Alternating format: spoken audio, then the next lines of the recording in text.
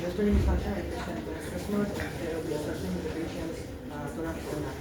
The first is to identify the patient. Mr. User, I presented this customer in terms of respiratory constitutes and today I'll be assessing your thorax and max. Before we proceed to any procedure, sir, may I know your full name and your birthday? December 2, 2020. Okay, thank you, sir. Next is to explain the procedures, the purpose of the assessment. So, the purpose of this assessment is to assess if there, or examine if there is any abnormalities in your, such as your anterior and posterior thorax, and also your lungs. Do you have any questions about this assessment, sir? So, sir,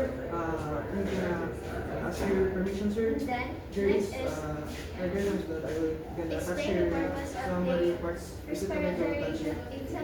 Okay. Respiratory system Next is examination before and answer any question to the patient.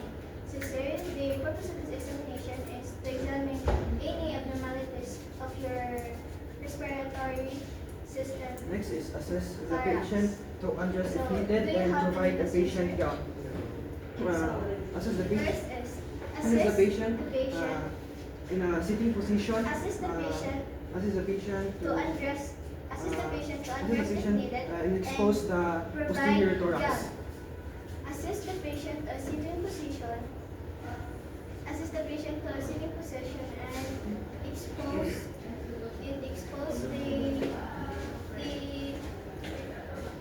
the posterior thorax. So before touching the patient, ask him first. So, sir, can I touch you? So, let's assess the posterior And then, thorax. First is to inspect the posterior thorax, examine the skin, bones, and muscles of the spine. Sa video. Ano? Sa police Yan. station. Si ambition. Ayan. No. Ato ka dito. Ato ba? About face ka lang. Dito ka sa wall face. Face ka wall. Next is examine the skin. First is to inspect the Next is examine the posterior thorax. The thorax. Examine the skin, bones, and muscles of the spine. Muscles of the muscles of the spine. The shoulder blades.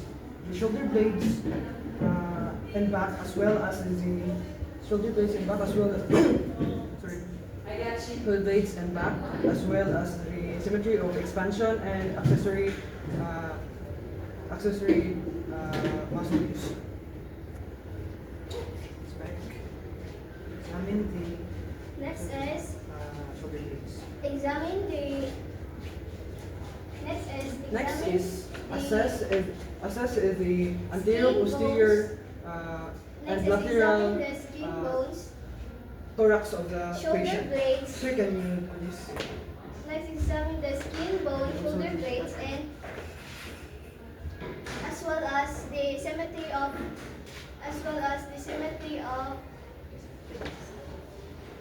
Next is to as well palpate as the over. symmetry of Next is to palpate over the expansion palpate over the spine. symmetry Next is of palpate over the spine and posterior thorax. First is Symmetry of expansion by using your the palmar of your hand. and accessory Palpate for muscle. temperature, tenderness, muscle development, and also the masses.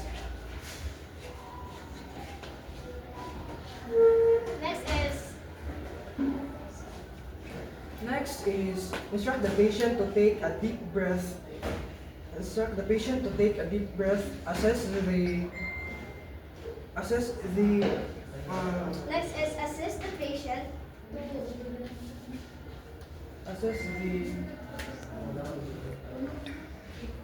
next is assess the tactile fermentus of the patient using the ball of the tactile fermentus using the ball of the hands to touch the posterior of the patient and as the patient says 99. Sir, please say 99 if I touch you back. next 99. Next, the entero. Okay, thank you. Next is assess the anterior. Next is to assess the Next is assess the anterior posterior of the patient. next is assess the Next is assess the anterior posterior of the patient. next is assess the thoracic expansion of the patient. Next is assess the Assess the thoracic expansion of the patient by Pag-assess ano man? assess the thoracic expansion of the patient.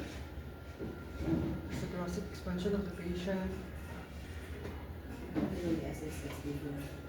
Mili-militan pa din. Pero mili-militan. Thoracic expansion of the Oh, patient assess. Sa day mo i-assess sa dito. by Lagi ang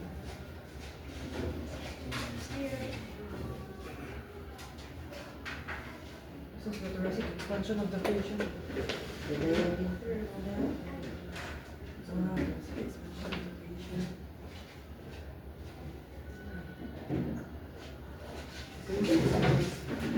Thoracic expansion.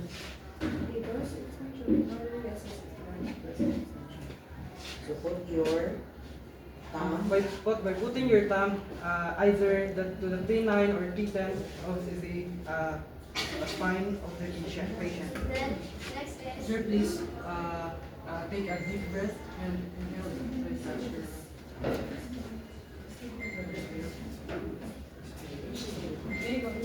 Next is precast.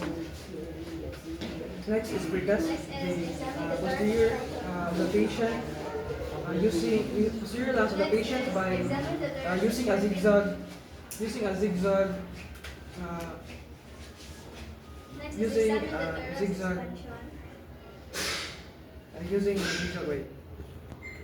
Precast from the starting from the above the scapula to the basis of the lungs. Starting above the scapula to the basis of the lungs. Note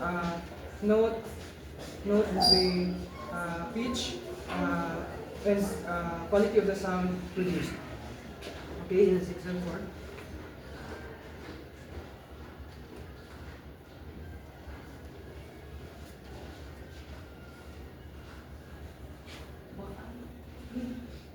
Okay, and then next, auscultate the posterior thorax of the patient. Auscultate the lungs of the auscultate the lungs. Auscultate the lungs and auscultate Next the lungs. is Auscultate the lungs. Auscultate the lungs. Auscultate the lungs.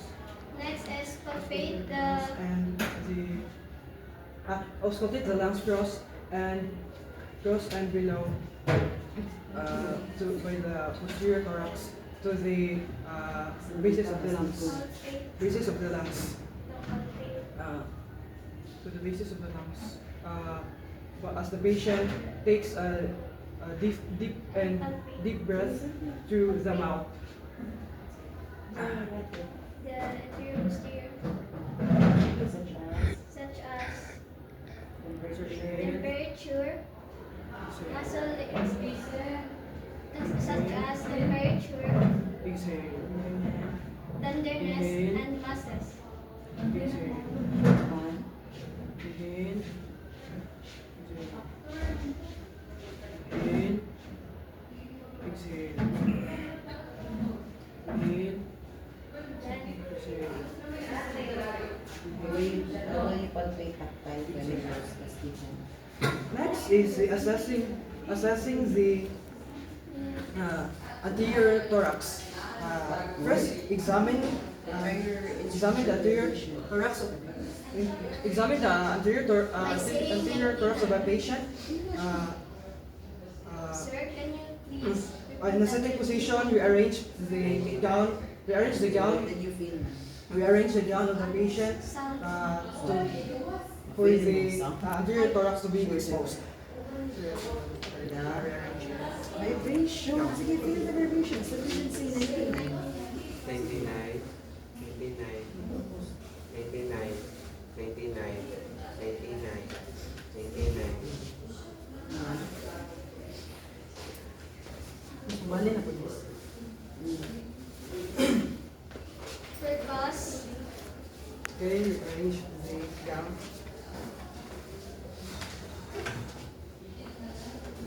Love expansion sa day. Assess the Assess the mo nila kadto pa sa word by word na to sa ko. Ito sa tulad ng sa nasa lyrics. Ang kalimot ka sa word yun makatanan. Okay, inspect is a Assess the thoracic expansion. inspect is the skin, assess the thoracic muscles, expansion such including By the placing your thumb. by including placing including the by placing the tongue including the symmetry of expansion of the lungs, Sampugo. symmetry of expansion of the lungs, and the accessory muscles. Kana di ako sa. Next is palpate is the anterior thorax of the patient. And palpate is the anterior palpate the anterior thorax of the patient. Scapula over, scapula below. Sama scapula di. Anatomy of Anterior resemble. thorax of the patient. Anterior thorax of the patient. As the patient says 90. Asa man dapat mo finger? Kaya mo mga tao. Na. Sige, ask the patient to. 99. What do you instruct the patient? The next is percuss is the patient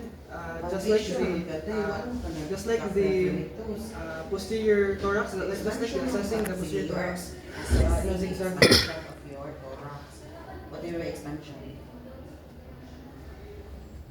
So, ano kung bisa ka ba? Inhale, inhale, exhale. Sige, go. Next is auscultate is the anterior thorax of the patient. Sa, asa pa mo tanaw? O sa, And then auscultate is the anterior thorax of the patient. Patient or you mo? O, sige, go. Auscultate the anterior thorax of the patient Uman. as the patient breathes slowly and deeply through the mouth. Uman. next is percuss. Next is percuss. They Isunod sa mga IPPA. Dahil sa may sunod sa palpation. IPPA, masisunod sa palpation. Ha? Percussion. O sige, percussion. Sa percussion. percuss. And then next is assess the patient to change the gown. Percuss. Assess Sino ba percuss? Touch you then. Asa man sa in what pattern? And zigzag. Sige. Sa may pattern. Asa ka muna? Okay, left. Next is Okay. to perform hand hygiene. Asa mo makapag-absent? Asa makapag-absent ka? And then document all the findings of the Ano, what you assessment. ka ng tanan? Asa mo